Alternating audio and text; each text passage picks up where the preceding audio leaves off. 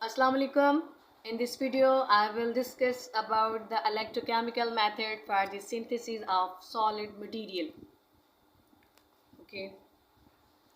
Electrochemical method हमारे पास चार हैं. एक cathodic deposition, anodic oxidation, electrolysis method और थर्मल ऑक्सीडेशन. ठीक है. सबसे पहले हम डिस्कस करेंगे कैथोडिक डेपोजिशन. सब इसका प्रिंसिपल क्या है. इस पे जो सिंपल इलेक्ट्रोप्लेटिंग का फिनोमिना है वो इसमें हो रहा है. ठीक है. और अब इसकी कंस्ट्रक्शन चेक करते हैं. ये देखें, ये हमारे पास है इलेक्ट्रोड. ओके. यानी ये एनोड है और ये वाली साइड क्या है, कैथोड. ओके. हमने जो अपना टारगेट और सोर्स है उसको हमने किधर रखा है, एनोड पे, फर्स्ट वन. और जो हमारा सबस्ट्रेट है यानी जो हमारी डेस्टिनेशन है वो किधर होगी, वो कैथोड पे. ओके. ये टारगेट, सोर्स और सबस्ट्रेट क्या है ये मैं अपनी प्रीवियस वीडियो में बता चुकी हूँ जिसमें मैंने फिजिकल मेथड्स बताए थे. काइंडली आप उसको एक दफ़ा देख लें. उसके बाद एनोड पे हमें सिंपल मैंने यहाँ पे बताया कि इलेक्ट्रोप्लेटिंग का फिनोमिना है. अगर हम सिल्वर को डिपॉजिट करना चाह रहे हैं, ठीक है, मैंने एग्जांपल लिया है. ठीक है. अगर आप सिल्वर को डिपॉजिट करना चाह रहे हैं, ये देख, एनोड पे हमें पता है ऑक्सीडेशन होनी है. ठीक है. तो एनोड पे जो सिल्वर होगा वो क्या करेगा, ऑक्सीडेशन करेगा, इलेक्ट्रॉन लूज करेगा. ये इलेक्ट्रॉन क्या करेंगे, ये एक्सटर्नल सर्किट से होते हुए इधर जाएंगे. ठीक है. कैथोड में जो Ag+2 होगा वो इन इलेक्ट्रॉन को लेके Ag की फॉर्म में आ जाएगा. ठीक है. तो यानी ये जो सिल्वर है वो अब यहाँ पे क्या हो गया, कैथोड के ऊपर डिपॉजिट हो गया ना, कैथोड के ऊपर. ठीक है. तो यही तो बेसिकली इलेक्ट्रोप्लेटिंग है कि जिसमें आप किसी भी सब्सटेंस को, किसी भी मेटल को डिपॉजिट करवाते हैं. ओके. तो ये जाके कैथोड के ऊपर डिपॉजिट हुआ सिल्वर, इसीलिए इसको हम कहते हैं कैथोडिक डेपोजिशन. ओके. और इसमें इलेक्ट्रिसिटी को भी इन्वॉल्व किया गया. ये देखें ना, ये जो एक्सटर्नल सर्किट है, दो इलेक्ट्रोड है, इलेक्ट्रोकेमिकल रिएक्शन हुआ और electrochemical reaction with the help of electricity ही होगा. ओके. लेकिन इस प्रोसेस की लिमिटेशन क्या है, इसकी लिमिटेशन ये है कि ये सिर्फ ऐसी सरफेस के लिए यूज़ हो सकता है जो कंडक्टिंग सरफेस हो, यानी मेटल्स के लिए यूज़ हो सकता है ये मेथड. क्योंकि यहाँ पे हमने इलेक्ट्रोड्स को इन्वॉल्व किया, एनोड और कैथोड को. और एनोड और कैथोड तो सिर्फ मेटल के ही बन सकते हैं. ठीक है. वो नॉन मेटल के तो बन ही नहीं सकते. ओके. और सेमीकंडक्टर में भी ये काफ़ी डिफ़िकल्ट होगा कि हम इस प्रोसेस को यूज़ कर सकें. इसीलिए ये सिर्फ और सिर्फ मेटल्स के लिए हम इस कैथोडिक डेपोजिशन को यूज़ करते हैं. तो ये इसका बेसिकली थोड़ा सा फिनोमिना था. इसी तरह जिस तरह मैंने सिल्वर डिपॉजिट कराया है, कॉपर की डेपोजिशन हो सकती है, हर चीज़ की डेपोजिशन हो सकती है. Okay.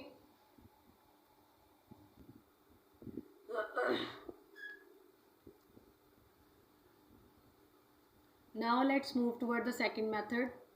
This is the anodic oxidation. इसमें प्रिंसिपल ये है कि यहाँ पे ऑक्साइड्स बनने चाहिए. There must be a formation of oxides. Okay. सबसे पहले इसकी कंस्ट्रक्शन देखते हैं. सिर्फ इस चीज़ पे आपने गौर करना है. यहाँ पे मैंने इलेक्ट्रोलाइट रखा हुआ है. ओके. ये एनोड है, ये वाला बॉक्स ब्लैक एनोड है. और जो उसके बाहर जो ब्लैक कोटिंग की गई है वो बेसिकली ऑक्साइड की लेयर है.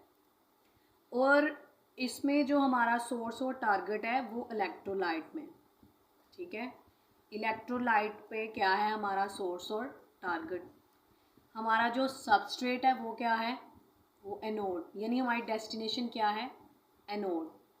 अब होगा क्या, अब हमने जब कहा है कि जो इलेक्ट्रोलाइट है वो हमारे पास सोर्स है, तो यानी इलेक्ट्रोलाइट को फिर हमें ऑक्साइड आयन देने पड़ेंगे. यानी जो हमारा इलेक्ट्रोलाइट है उसे ऑक्साइड आयंस प्रोड्यूस करने पड़ेंगे. क्योंकि सबसे पहले हमने प्रिंसिपल यही पढ़ा है कि यहाँ पे ऑक्साइड्स बनने चाहिए. अब देखें फॉर एग्जांपल एलुमिनियम है, टेंटनम है, नायोबियम है, जिरकोनियम है, ये मेटल्स हैं, ठीक है। ये मेटल्स किधर होंगे? ये होंगे एनोड के ऊपर, ये एनोड पे हैं ये मेटल्स। आपने इन मेटल के ऊपर ऑक्साइड की लेयर चढ़ानी है, ठीक है। You can say in a simple word कि इन मेटल्स के ऊपर हमने ऑक्साइड की लेयर चढ़ानी है। ओके, आपने इन मेटल्स को जो मतलब एनोड के ऊपर है, आपने एनोड को किधर डिप किया हुआ है? किसी इलेक्ट्रोलाइट में डिप किया हुआ है ना।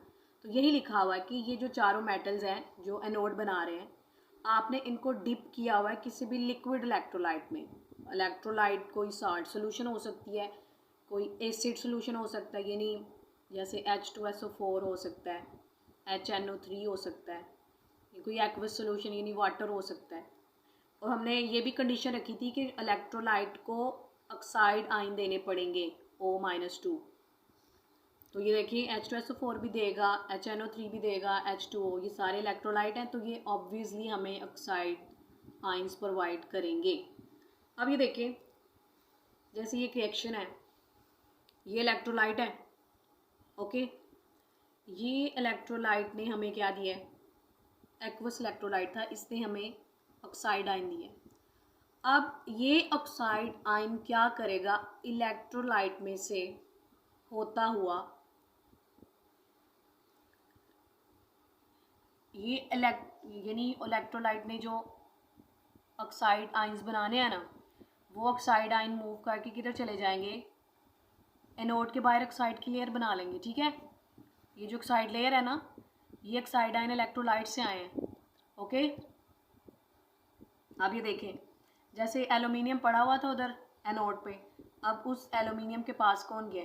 ऑक्साइड चला गया, और क्या बन गया आपके पास? एल्यूमिनियम ऑक्साइड, ठीक है। ये रिएक्शन इस तरह जा रहा है, ओके।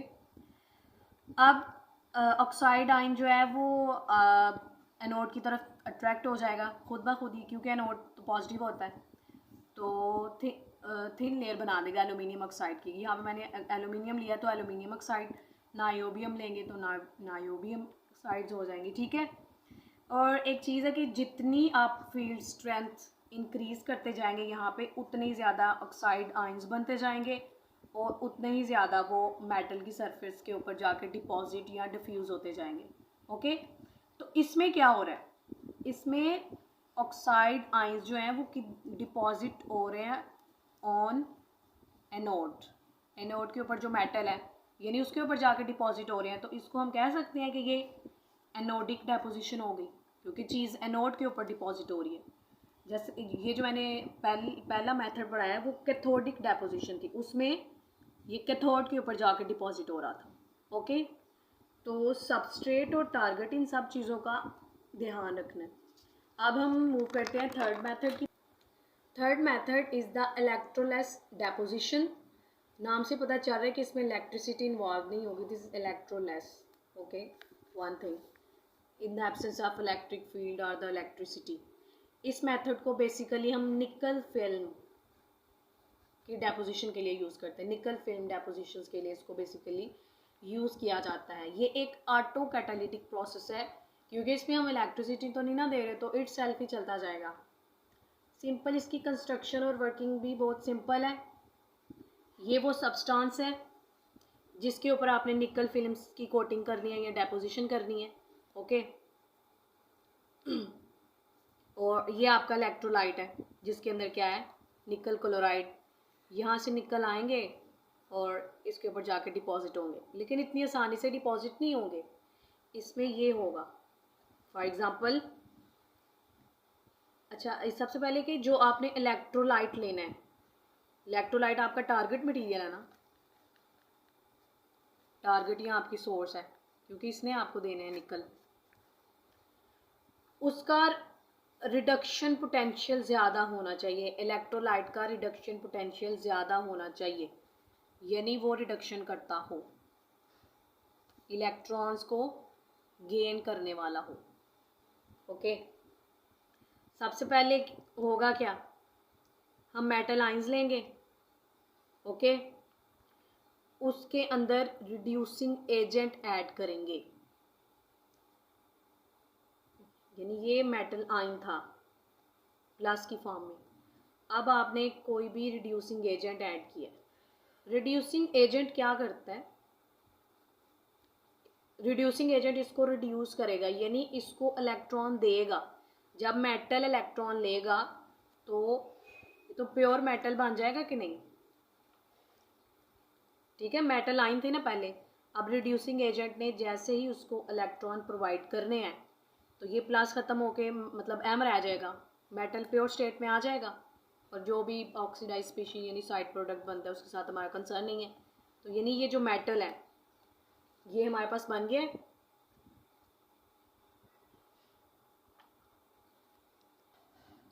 अब इस मेटल को आप क्या करेंगे? जिस कंपोनेंट के ऊपर आपने ये निकल के डेपोजिशन के लिए यूज़ होता है ना, जिस कंपोनेंट के ऊपर आपने निकल को डिपॉजिट कराना था उसको लें और इस मेटल को उसके ऊपर डिपॉजिट कर दें। ठीक है, तो ये सिंपल है और ये इन the absence of electrical field होता है। और लेकिन इसकी लिमिटेशन भी यही है कि ये भी यानी मेटल की सरफेस के ऊपर यूज़ हो सकता है। ठीक है, यानी मेटल की ही आप डेपोजिशन कर सकते हैं, नॉन मेटल या सेमीकंडक्टर की डेपोजिशन आप नहीं कर सकते। इधर था ना, तो उसी मेटल की हमने डेपोजिशन की है। इसकी जगह आप कोई सेमी मेटल जर्मेनियम सिलिकॉन और सेमीकंडक्टर नहीं ले सकते, या कोई नॉन मेटल वो भी नहीं ले सकते। ठीक है, सिर्फ ये लिमिटेशन है कि ये मेथड सिर्फ मेटल की कोटिंग कराने के लिए, मेटल की डेपोजिशन कराने के लिए यूज़ होता है। अब हम लास्ट मेथड पढ़ते हैं, electrochemical. This is the thermal oxidation process. This is also simple. इसमें प्रिंसिपल ये है कि थर्मल ऑक्सीडेशन है, ऑक्सीडेशन। ठीक है, यानी सब्सटेंस आपका ऑक्सीडाइज होगा। थर्मल का मतलब in the presence of high temperature. For example ये हमारे पास कॉपर है, प्योर कॉपर है। ठीक है, अब ये ऑक्सीजन है, ये ऑक्सीडाइज होने लगा है, लेकिन थर्मल आपने हाई टेम्परेचर भी प्रोवाइड की है।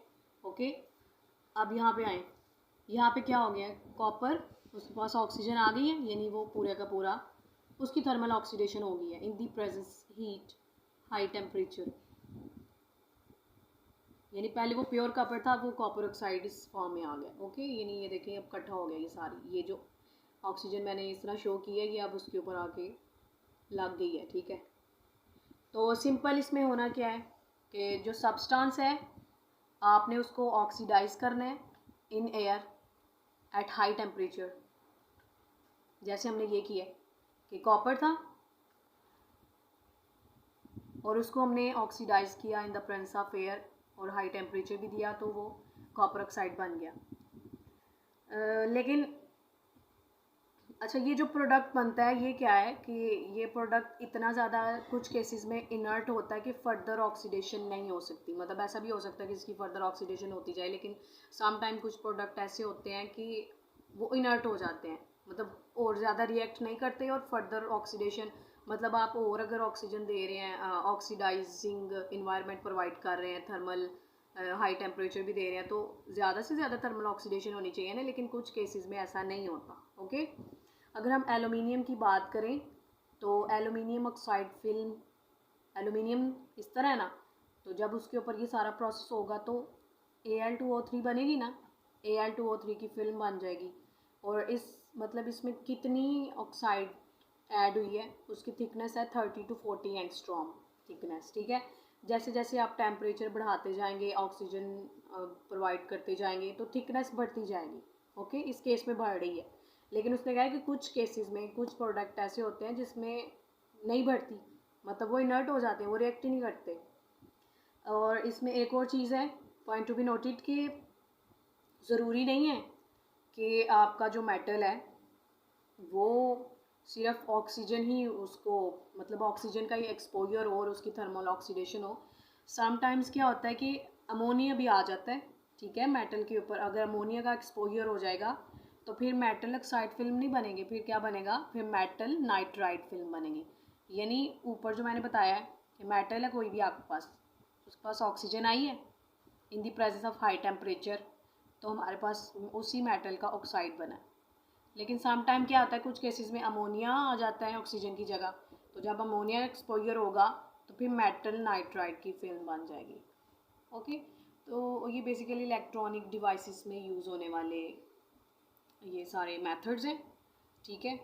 तो इनकी कंस्ट्रक्शन जितनी सिंपल होती है, इसको प्रोडक्ट को किस तरह, प्रोडक्ट का मिलर इंडाइसिस, ये सारी चीज़ें चेक करनी पड़ती हैं। तो ये आई होप आपको इन सब चीज़ों की समझ आई होगी। अगर आपको किसी चीज़ में प्रॉब्लम हो तो काइंडली कमेंट करें। इसके अलावा लाइक करें, शेयर करें और सब्सक्राइब करें, ज़्यादा से ज़्यादा मेरे चैनल को आगे फॉरवर्ड करें। Thank you.